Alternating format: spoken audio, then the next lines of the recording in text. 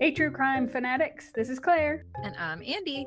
You're tuned in to the Homicide Hobbies podcast, which is a podcast for people who love to hear about the horrendous crimes that people commit. Enjoy. Where are we today? Do I get a guess? You get to guess. So our where has a motto of Fortis et Liber, which when it's not being butchered by me, translate to Yeah, I was going to say, strong and free. give me another. They also have a slogan, freedom to create, spirit to achieve. What the fuck kind of guesses are these, or hints are these? Their official flower is wild rose. They also have an unofficial nickname of Texas of the North. The fuck? You give up? Yeah. Today? Texas of the North. Today will be in Alberta, Canada. Dude, that is your dirty ass cheater. They're sitting there going, oh, road. Texas of the North. Yeah. Of course it'd be a Canadian. I loved it. I'm sure you did. When I was sitting there and I was researching that, I was like, she's going to be thinking of the U.S., but haha, joke's on her. So, gotcha. Joke's on the Canadians. Well, our win is 2006. I don't think you'll need a pen and paper, so for the love of all things, step away from your clickety-click-click. All right. So, we're just going to jump into it. A young girl tells her parents she really loves her boyfriend. She loves him so much, and she wants her mommy and daddy to meet this young man who done stole her heart. So her parents were like, fine, go ahead and invite your young feller over for dinner. Ding dong, he's at the door. Excitedly, the girl runs to greet her boyfriend. But the night did not go as planned when her prude parents grounded her. The girl's parents were horrified at the sight of an adult man standing in their home. How old is she? I haven't told you yet. Jeremy Allen Steinke believed All right. he believed he was a 300-year-old werewolf. What? He bragged to his friends about how much he loved the taste of blood, and he even wore a vial of blood around his neck. Where do you find this shit? His friends thought he was a bit strange, but whatever. He seemed harmless. Jeremy was actually a 23-year-old man.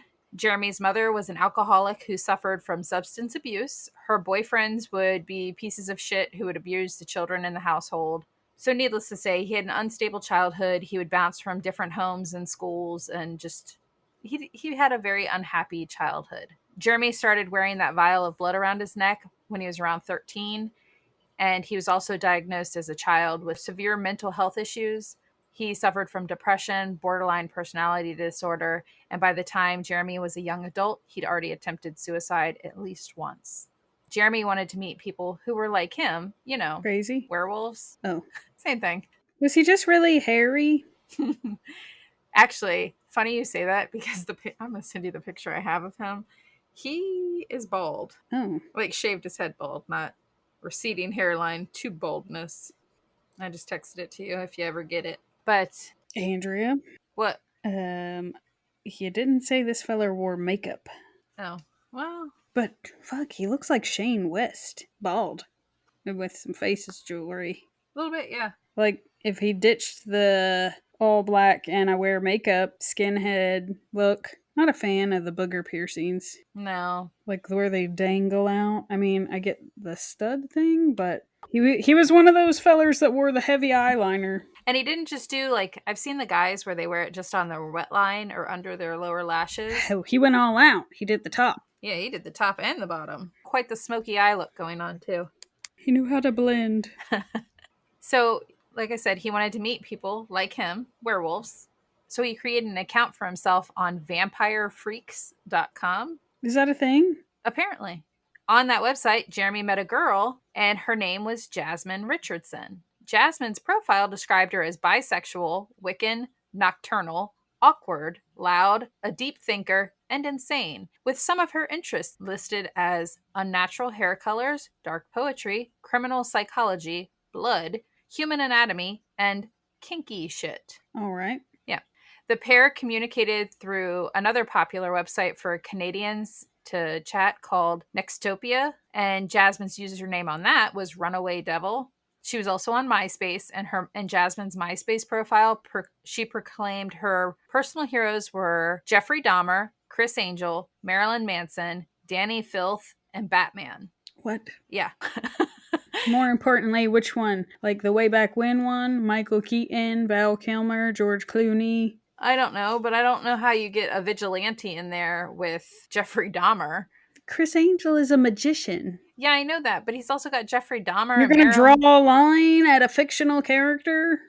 Her interests seem a little scatterbrained is all. But the pair also emailed quite frequently. Online, Jasmine claimed she was 15, and Jeremy being 23, that's already a huge maturity difference.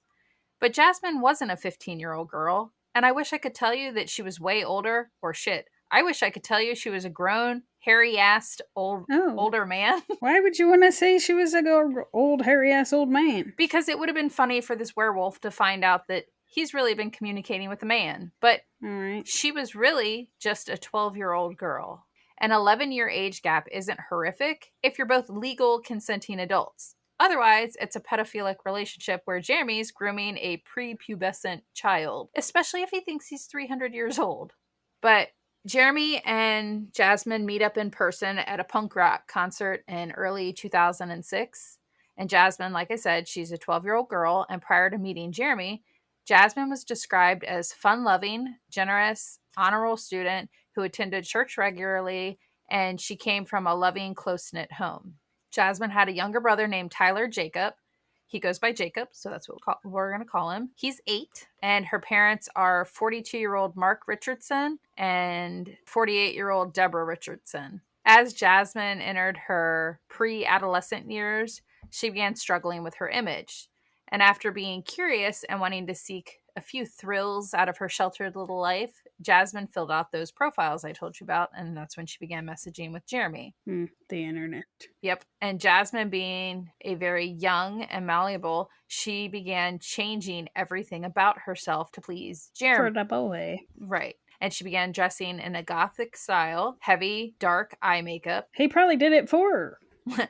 Mesh and black clothing. She seemed to all of a sudden hate the world. Well, that would have been normal without the black. Right. But for somebody that volunteered at church and did all kinds of things around her community, she was like your popular bubbly type. Mm-hmm. And now all of a sudden she's in all black and hates. Well, she met a werewolf.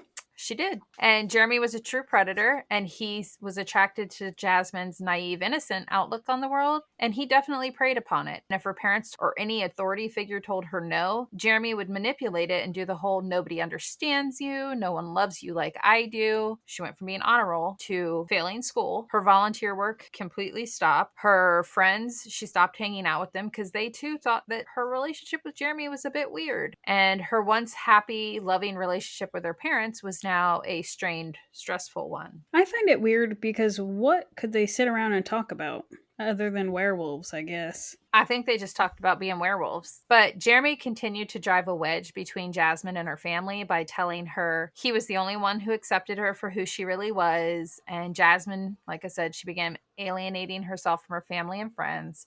She began rebelling against her parents, skipping school. She would sneak out and stay out all night. When she was home, she was online communicating with Jeremy, and Deborah and Mark saw this sudden drastic change in their daughter, and they grew concerned. So the more they pushed to get to the bottom of why their once sweet little girl was now angry and withdrawn, the more Jasmine would push back against them. And not only did she change her wardrobe and her personality, but she also became obsessed with gothic art, music, and books. She embraced death and despair. She fully committed to being a goth. She definitely was not a poser. Jasmine, now perfected by Jeremy's manipulation, she was obsessed with rebellion and death. Jeremy and Jasmine would chat online about killing everyone who tried to keep the pair apart. Her friends, her teachers, mainly her family. Jasmine, the child that once loved her mom and dad and brother, now expressed extreme hatred for them online with Jeremy. Fun fact for those that are unaware, there is literally proof of all these conversations because it's online. Once you put it out there, it stays out there. Jeremy would use his delusional mindset of being a 300-year-old werewolf as his way to manipulate Jasmine because he's got years of experience with this. It kind of reminds me of all the girls who became obsessed, by the way, with vampires when Twilight came out. Hmm. I think that was kind of Jasmine's fascination. After discovering their 12-year-old daughter was dating a 23-year-old man, not only did they ground her, but they told her she was never allowed No internet?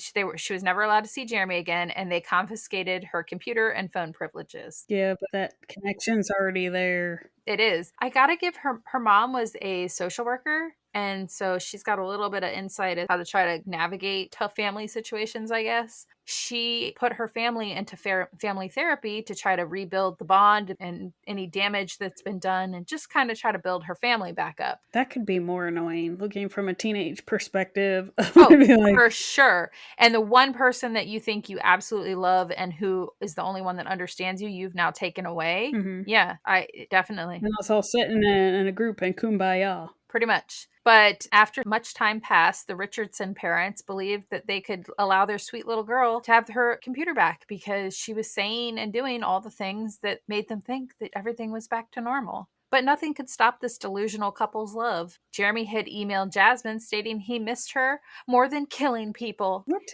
And before you ask, no, he had never actually killed anyone. It was his imagination and the fact that he supposedly had existed for 300 years and survived off of people's blood. All right. In another email, he asked, "Can we get together and kill people?" In many of their emails, Jeremy stated Jasmine's parents needed to be eliminated in order for them to be together. Now, mind you, they just met in person in early 2006. Mhm. By April of 2006, so not very long, Jeremy and Jasmine had sex for the first time. He's disgusting. He's disgusting. And after all, she was willing to do it because he told her he loved her and he was awfully cute. Jasmine sent Jeremy an email telling him that she had a plan. Her master plan started with her killing her parents and ended with her living with Jeremy. Jeremy, being the grown adult that he was, read this girlfriend child email and was alarmed. He wrote her back and said, "Well, I love your plan, but we need to put a little more creativity with like details and stuff." He's disgusting. And then after they figured out some ideas, excitedly, Jeremy took to his blog on Nextopia and wrote, "Payment. My lover's rents are totally unfair. They say that they really care. They don't know what's going on. They just assume. As their greed continues to consume, she's slowly going insane. She continues to think that I came into her life to help her out and to stop what they are trying to shout. It's all total bullshit." What? I don't know. He's a fucking moron. "Their throats I will slit. They will regret the shit they have done, especially when I see to it that they are gone. They shall pay for their insolence. Finally, there shall be silence. Their blood shall be payment." I was like, all right. But Jeremy's not the only blabbermouth, because Jasmine turned around and went to school and told her friends about her and Jeremy's brilliant idea to kill her parents. You know, because they got to kill him since they don't understand Jeremy and Jasmine's love. Please tell me somebody said something. They sure don't. Her friends, much like Jasmine's parents, didn't understand Jasmine or approve of her relationship with Jeremy. But in regards to murdering her parents, they thought it was just like a twisted joke. Yeah. And at first I was like, all right, I guess I could see that, because the number of times you've heard someone in your life say, "Man, I could just kill whoever." They don't mean it. So I'm assuming that's what her friends thought. I would hope. Jasmine thought that Jeremy really loved her and she wanted to please him. So in yet another email, the pair detailed the who, what, when, why, and where, and how. They determined their roles and getting rid of their problems. The who, Jeremy being older, bigger, and stronger, would do the actual killing. Jasmine's job would be to make sure her family was vulnerable and unaware of their pending doom. The how, Jeremy decided he would use a knife, because by the way, our werewolf little feller was also obsessed with knives. Well, his claws don't come out but once a month. That's true. The when, Jasmine would pick the day and the time when she knew everyone would be in bed. If everyone was asleep, it would make the murders more easily accomplished. The where, Jasmine would leave a window open in the basement so Jeremy could sneak in. Their end goal was, after the murders were successfully completed, the pair thought they would just be able to go off and be together. That's the way it always works. On April 22nd, 2006, Jasmine snuck out, and Jeremy and Jasmine watched the 1994 Oliver Stone movie, Natural Born Killers, to take notes. Oh, well, naturally, because it's real. Right. And that brings us to the evening of April 22nd, 2006. As the Richardson family home started turning off their lights as everybody was preparing for bed, Jasmine went down to the basement and opened the window and went back up to her bedroom to wait for her and Jeremy's diabolical plan to be carried out. Jeremy dressed in all black. So he wore regular clothes. Jeremy crept around in the dark around the outside of the home. So far, business like usual. With his large knife in tow, he slipped into the family home through the open basement window. The following day, on the 24th, one of the neighbor's sons, who was a friend of 8-year-old Jacob, ran over to the Richardson home to play with Jacob. He knocked on the door. Nobody answers. Being a nosy little kid, he kind of peeks in through the windows. And because the basement in the Richardson home had like the small quarter-size windows, he goes over, presses his little face and hands against it. He's absolutely terrified. The little guy ran home to his mother and told her he saw a body lying on the floor inside the Richardson's home in the basement. Did she not believe him? The mom trusted her son and called the police to go over and check on whoever was collapsed on the floor inside the home. The officer who arrived on the scene looked through the same basement window that the little boy had peeked into, and sure enough, someone was lying on the floor in the basement. With nobody answering the front door, the officer called for backup. He thought that it was a medical emergency, right? So he gained entry. Well, most people aren't going to think that there's somebody murdered. Right. So the officer gained entry to the Richardsons' home and was shocked to find that there was no one alive in the house. Mark and Deborah and their 8-year-old son, Jacob, had all been brutally murdered. No. Piecing the crime scene together, Mark had been asleep in the basement. I guess he fell asleep watching TV and woke up to an intruder in his home. Police determined that Mark had fought back against his attacker with a screwdriver. Mark had fought desperately, not only to save his own life, but also to save the life of his family. But Jeremy fought savagely. He was not only younger, but he's also fully adrenalized, and he was awake. When Mark felt the sharp blade of the knife as it pierced his flesh, Jeremy used Mark being momentarily stunned to further his brutal assault. Jeremy pulled the blade from Mark's body and quickly repeated the action. Over and over again, Jeremy stabbed Mark. Mark was stabbed a total of 24 times. As Jeremy stepped over Mark's bloodied body on the basement floor, he was going to go search for Deborah. But Jeremy didn't have to go far to find her. Deborah had woken up upstairs to the chaos down in the basement, and she ran down the stairs to go check on her husband. There in the dark basement with the upstairs light shining just enough for Deborah to see Mark's lifeless body in a pool of blood, and Jeremy standing over her husband with a knife still in his hand. Deborah screamed and lunged at Jeremy. When they say flight or fight, Deborah was a fighter. She had no weapon. She had nothing, but she lunged at Jeremy, and Jeremy viciously stabbed Deborah over and over and over again, just like he'd done to Mark. Jeremy stabbed Deborah more than a dozen times, killing her. Mark and Deborah Richardson's bodies were discovered close to one another in the basement. Police then went to go check on the children. They found 8-year-old Jacob dead in his bed. He'd been stabbed and had his throat slit. Poor Jacob. I don't know, I didn't know that we were going that route, but I guess if it's better, well, I don't want to say it's better that he's dead, but he would have been a very traumatized young feller to not have his parents or his sister, nobody. It was really sad to read. Before Jasmine met Jeremy, her and Jacob were really close. I mean, it's like my 11-year-old playing with my 8-year-old. It's literally the same thing. And he adored his big sister. So the idea of her letting that happen to her parents and her little brother, I think it's heartbreaking. Yeah, the little brother didn't do anything. She should have just run away. Well, they would have made her come back. Well, then run better. Police looked for Jasmine and there were no signs of her. The police feared for Jasmine's safety and they put out an Amber Alert and a statement that they were looking for Jasmine Richardson regarding a very serious family matter.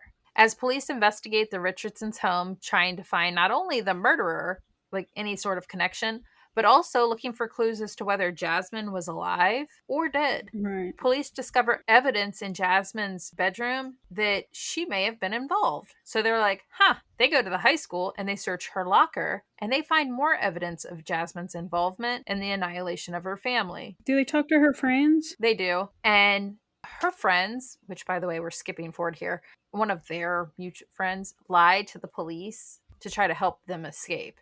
It's disgusting. Well, it was probably a werewolf pack. Probably. I think you got it. But police learned that Jasmine had not been abducted, but a willing participant in the brutal slayings of her family from reading her emails. Police also determined after reading the emails between Jeremy and Jasmine that Jeremy had murdered both parents in the basement while Jasmine was supposed to be the one who slaughtered her little brother in his bedroom. Oh. The reason behind killing Jacob, Jasmine didn't want him to be an orphan. The next day, and nearly 100 miles away, police find Jeremy and Jasmine together. They're both promptly arrested without incident. I also feel bad for the little boy's friend that found it. I hope that he didn't see the blood, but I feel like he did, which is why his mom called 911. Yeah. During the interrogations, Jeremy seemed almost proud of what he had done, as where Jasmine seemed detached from reality. After Jasmine was arrested, Jeremy popped the question, and folks, she said yes. Now this killer couple were engaged. Except she can't, She's 12, yeah. she's a child. And anyone who could have consented are murdered. Pretty much. And part of me wonders if he thought if he proposed, if he could avoid the statutory rape charges and to keep her from testifying about him. I don't think he thought that deep. I don't think he really loved a 12-year-old. Well, he's clearly got mental problems. So he might be mentally a 12-year-old as well. True. He never stopped playing pretend. Well, roughly a week after the brutal slayings, Jasmine's friend and neighbor, 19-year-old Casey Danielle Lancaster, is arrested in connection to the Richardson family slayings. Casey apparently helped Jasmine and Jeremy by driving them out of town in her truck, and she also helped them destroy evidence and gave police a false alibi. Wow. Yeah, that's a pretty good friend. I hope she gets charges too. She did. Serious. Not I hope they stick. Oh. At Jasmine's trial, the prosecutor read Jasmine's emails detailing the hatred she had for her parents. The prosecutor also argued Jasmine knew what she was doing, and it was 100% premeditated murder. However, her defense argued it was all Jeremy. They argued Jeremy was the one that mentioned getting rid of Mark and Deborah, and that Jasmine was just a naive young lady confused and manipulated by a much older man. They claimed that proof of Jeremy's dark influence was that everything about her transformed once she was introduced to Jeremy's delusional world. Her defense also claimed that Jasmine had a hypothetical conversation with Jeremy. She didn't actually want to kill her family. Did she kill her brother, though? So Jasmine got up on the stand and testified that when Jeremy was slaughtering her parents, that it was absolutely awful. She tried to comfort her little brother as he cried while they listened to the screams of their parents. Jasmine said that she left her little brother's side to go check on her parents, and she saw her mother at the bottom of the basement stairs lying on her back, and that blood was all over her chest. Jasmine said she was terrified at that point for her and her brother's safety, so she armed herself with a kitchen knife and retreated to her brother's room. A few moments later, Jeremy supposedly appeared in Jacob's doorway. He was screaming at Jasmine to stab her brother. Jacob began begging and pleading with his sister not to kill him. Jeremy demanded that she do it, and out of fear for her own safety, Jasmine half-heartedly stabbed her little brother in the upper torso, but not very hard. Jasmine then testified that Jeremy snatched the knife out of her hand and slit Jacob's throat as she turned away because she couldn't watch. After Jacob's gurgling noises had stopped, Jeremy left Jasmine's house and left her there alone with the dead bodies of her family. Jasmine, not knowing what else to do, stole money from her mother's purse and took a cab to Jeremy's house where the pair made love before attempting to flee. What the fuck? Thankfully, on July 9th, 2007, the jury saw through Jasmine's bullcrap, and the now 13-year-old Jasmine Richardson was found guilty of 3 counts of first-degree murder. 4 months later, on November 8th, 2007, her sentencing trial, Jasmine was sentenced to the maximum amount allowed for someone her age. She was sentenced to a mere 10 years, with 18 months credited for her time served while she awaited her trial in custody. 4 years of her time would be spent in a psychiatric hospital, and her remaining 4.5 years were under conditional supervision in the community, which to me sounded like supervised probation. So I looked it up, and sure enough, that's exactly what it was. Meaning, she served 18 months, she would do another 4 years in a psychiatric facility, and then be released. Yeah. So she's out. We'll get there. But nearly a year after Jasmine's conviction, Jeremy's trial began in November of 2008. The prosecutors pointed out that Jeremy was a grown man who took advantage of a child to fulfill some twisted, dark fantasies and desires. The defense claimed that Jeremy's difficult childhood and yada yada blah, his history of mental illness and claims of him being a 300-year-old werewolf showed he was deeply disturbed. I'm glad that made you chuckle because that made me laugh too. The prosecutors pointed out that Jeremy's ability to manipulate Jasmine and plan out the murders, as well as fleeing, showed that he knew exactly what he was doing. And oh yeah, so Genius Jeremy had admitted to an undercover officer that they placed in his cell to the 3 murders of the Richardson family, so it was no surprise that he was found guilty of all 3 counts of first-degree murder in November of 2008. When he went for his sentencing on December 15th, 2008, Jeremy was sentenced to 3 life sentences to run concurrently with the option of parole after 25 years. What? Uh-huh.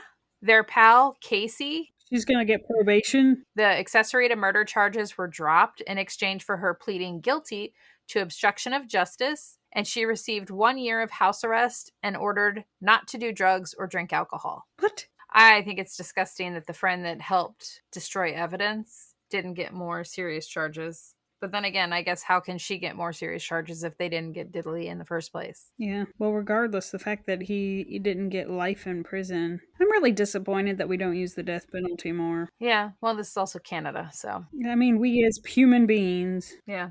The Richardson family murders highlighted the darkness that awaited the innocent on the unsupervised internet. Parents began regularly checking their children's emails and monitoring their children's online interactions more carefully, which they should do anyway. Do you? I do.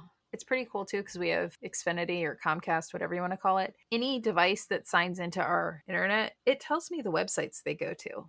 And since I have my kids' devices assigned so I can see who's doing what, I know what they're doing. Just be aware of all the apps that have private chats. Yeah. In September. Hey, hold up. Speaking of spying on your children, you said when they sign into the Wi-Fi, it'll tell you what websites? Yeah. What if they're using the Wi-Fi at school? So the Wi-Fi at school is pretty amazing because it blocks everything that isn't school related. It kind of sucks because when I do parent pickup for my kids and I'm watching something on Netflix, it blocks Netflix. So I have to find something else to do. That's when I edit our cases, by the way, because I don't need the internet for that. But in September 2011, as Jasmine's time at the mental health facility neared its end, she began classes at Mount Royal University. And by fall of 2011, so a few months later, Jasmine was released from her psychiatric hold and put on supervised probation. By May 6, 2016, after extensive rehabilitation and treatment, Jasmine was completely released from her court-ordered conditions. It was reported her rehabilitation was going well, and she expressed remorse for her crimes. As far as anyone is aware, Jasmine has learned the error of her ways and is now living as a law-abiding citizen under a new identity. Hopefully still in Canada. I tried to find her, and there's a lot of people that claim this is her, and she's like doing TikToks and stuff. But then there's other people that are like, the age doesn't match up.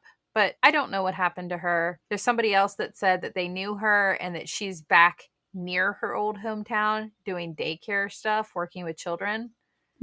I don't know if that's true or not, but the mayor of her old hometown agreed that Jasmine should be released. However, he also stated she should not reside in the same hometown because if her identity were to be discovered, it wouldn't be in her best interest. And now we've reached that wonderful time in our regularly scheduled program where we get to hear some of Andy's fun facts.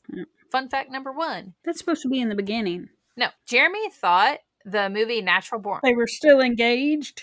Natural Born Killers with Woody Harrelson was the best love story of all time.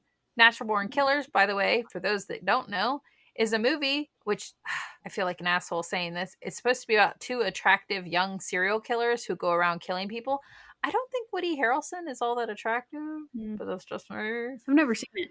I haven't either. I just know who Woody Harrelson is. Yeah.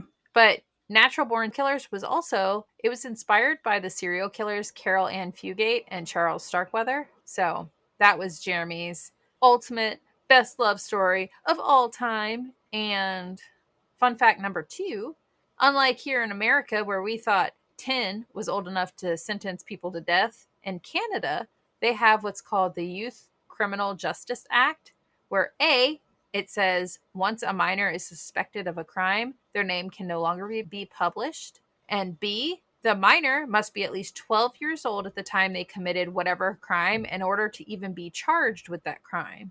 And C, minors are also protected if they are 14 or younger when they committed their crime. They cannot be sentenced as an adult, as we're here. Yeah. Here we're ready to say if you act like an adult, you can be charged as an adult. Well, depending on what time frame, because we too had a time when you were 9 or 10 and they thought the same thing of if it was a serious enough crime, you're charged as an adult. Don't see anything about him. There's no update. Well, hopefully he choked on a bag of dicks in jail. He wouldn't be due for parole until 2033. So his day of freedom is around the corner. Some sick shit. Well, actually, I guess it's not really freedom so much as it is his option for parole. Yeah, and you usually don't get your first round. Yeah. And I was thinking the case name for this one could be The Forbidden Romance of Werewolves. Been sick for a real long time. Not as sick as him. But that's all I got. I'm curious, did they make, or before he does parole or anything, does he have to get any sort of medical treatment?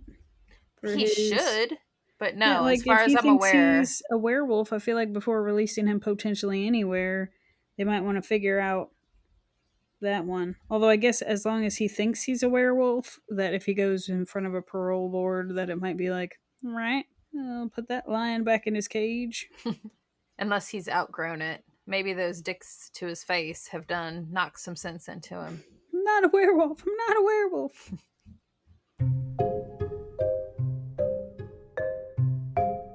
Thank you for listening to Homicide Hobbies. I'm Claire. I'm Andy. Follow us each week to get your fix of the atrocities that occur in true crime. And don't forget to tell people about us and rate us if you like us. But don't rate us if you didn't. Just change the channel.